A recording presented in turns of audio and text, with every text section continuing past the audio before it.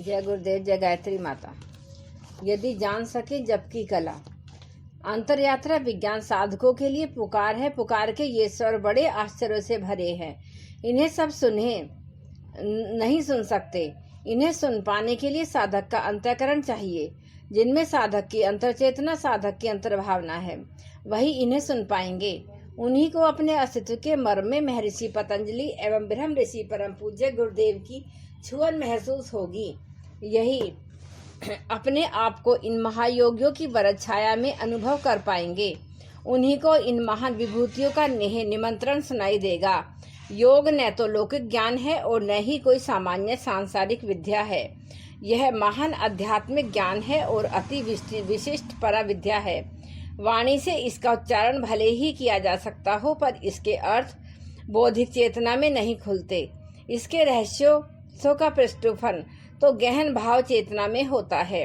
अंतरयात्रा पथ पर उन्हीं को प्रवेश मिलता है जो साधक होने की परीक्षा पास करते हैं, अपनी पात्रता सिद्ध करते हैं। हालांकि इस संबंध में महर्षि पतंजलि परम उदार हैं। उन्होंने अंतरयात्रा के पथ के पथिकों के लिए अनेकों वैज्ञानिक अनुसंधान किए हैं, अनगिनत तकनीकें खोजी हैं। इन तकनीकों में से किसी एक का इस्तेमाल करके कोई भी व्यक्ति इस पर पात्रता की परीक्षा में उत्तीर्ण हो सकता है। इन्हीं तकनीकों में से एक है ओमकार का जप। ओमकार में अनगिनत गुहा शक्तियां समाई हुई हैं।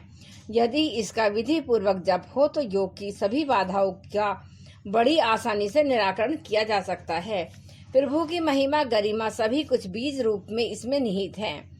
यह बीज विकसित कैसे हो, पुष्पित किस भांति हो, इसका विधान महर्षि अपने अगले सूत्र में बताते हैं।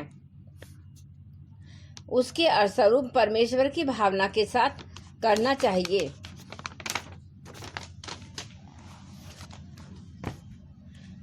अर्थात ओमकार का जप इसके अर्थ का चिंतन करते हुए परमेश्वर के प्रति प्रगाढ़ भावना के साथ करना चाहिए।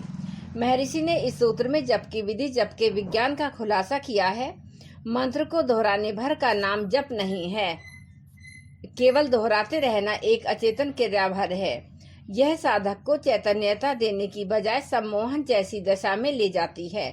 जो केवल मंत्र को दोहराते रहते हैं उन्हें परिणाम में सम्मोहन निद्रा मिलती है।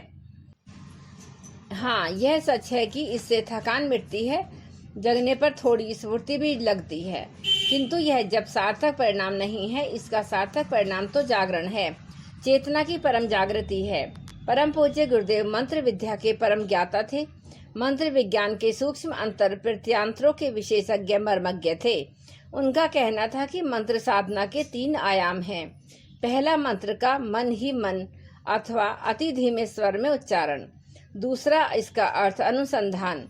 यह अर्थ अनुसंधान अर्थ चिंतन से कहीं अधिक सूक्ष्म तत्व है।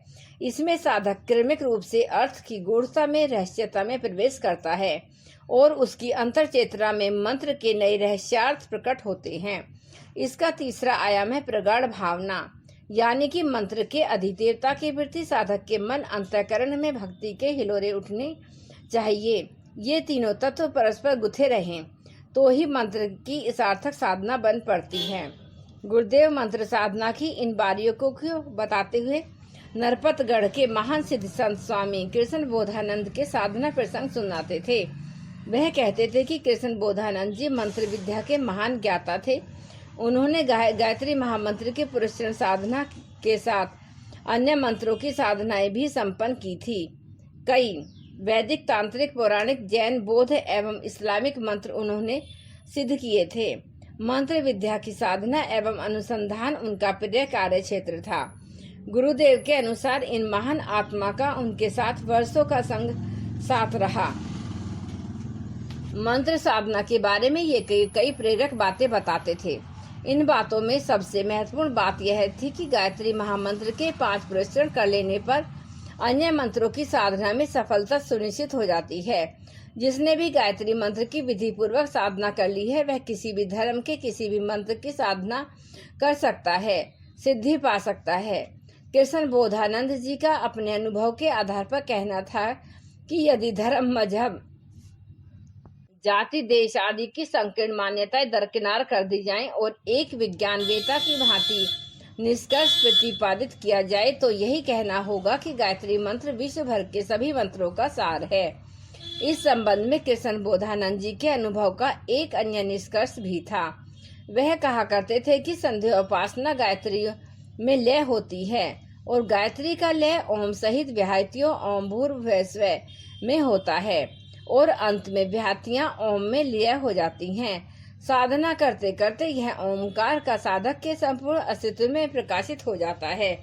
यही नहीं, साधक का अस्तित्व भी ओमकार में विलीन हो जाता है। जागृत, स्वप्न, सुस्पष्टि की सभी अवस्थाओं में विलीनता तुरीयता अवस्था में हो जाती है। गुरुदेव बताते थे कि विश्व भर के विभिन्न धर्मों, मतों, पंथों में बताए हुए अनगिनत मंत्रों की साधना करने वाले एवं इनकी सिद्धि पाने वाले कृष्ण बोधानंद जी की अद्भुत व्यक्ति थे। जीवन के अंतिम वर्षों में केवल ओमकार ही इनके जीवन में रह गया था। ओमकार का अर्थ, चिंतन व ध्यान ही इनके जीवन का पर्याय था। ये महापुरुष अपने शरीर में केवल एक टाट का टुकड़ा भर लपेटते थे और वे कहते थे कि ओमकार ही सूर्य है, यही गायत्री है, यही वेद है। मंत्र जप के प्रभाव से वृद्धावस्था में भी इनकी शरीर सभी व्याधियों से मुक्त होकर एक अनोखी आभा बिखेरता था, जिससे जो भी देखता एक अलौकिक चुंबकत्व से बन जाता था। जय गुरुदेव, जय गायत्री माता, जय प्रणव पंडित जी।